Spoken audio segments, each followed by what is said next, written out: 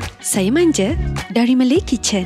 Kali ni kita nak buat dessert. Ada biskut 4 segi tak kat dapur? Kita buat cheese coot nak? Jom masuk dapur. Mula-mula kita perlukan cream cheese. Yang ni 250 gram. Kita akan whisk sampai cream cheese lembut. Kemudian kita masukkan 1/4 cawan susu. Sambung whisk sampai sebati. Okey, cukup. Sekarang kita nak masukkan pula 250 ml whipping cream. Sekali lagi kita sambung whisk sampai kita nampak semua bahan elok sebati dan whipping cream pun kita nampak agak kental dah. Kita boleh letak tepi sekejap. Sekarang kita nak bancuh 1 paket instant coffee. Bancuh dengan sedikit air panas. Kacau-kacau. Bukan boleh terus minum ya, tapi kita nak celupkan dengan biskut 4 segi.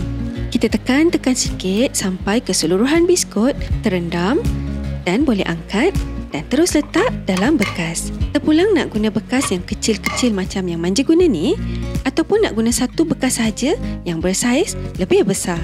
Lepas kita letak biskut, kita ambil adunan cream cheese yang kita buat awal tadi dan kita boleh lapis atas biskut. Kita akan lapis secara berselang-seli sehinggalah bekas kita penuh. Akhir sekali kita akan taburkan dengan serbuk koko. Selain nampak lebih cantik, cheese coot kita rasa lebih sedap. Tada! Inilah hasilnya cheese coot yang dah siap. Tekstur keseluruhan biskut ni lembut, termasuk biskut. Sedap tak terkata.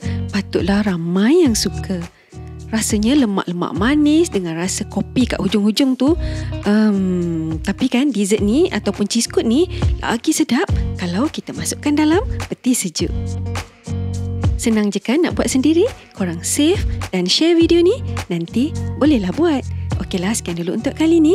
Like, komen dan share Malay Kitchen. Jumpa lagi. Bye.